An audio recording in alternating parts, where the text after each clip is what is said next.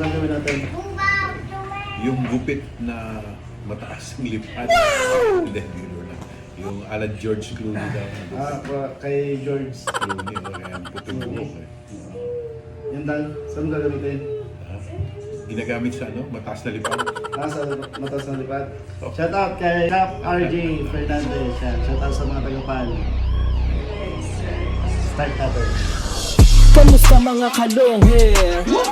Anong gusto mong gupit? Anong gusto mong gupit? Siyempre yung malupit, garantisadong dating mo mamaya astig ulit. Kasi yung barbero, gala, gala, gala erong barbero. Gala, gala, gala erong barbero. Subok na sa metro, likas yung talento. Kaya ang mga kalong hair, gala erong barbero. Gala erong barbero. Gala erong barbero. Gala, gala, gala erong barbero. Gala erong barbero.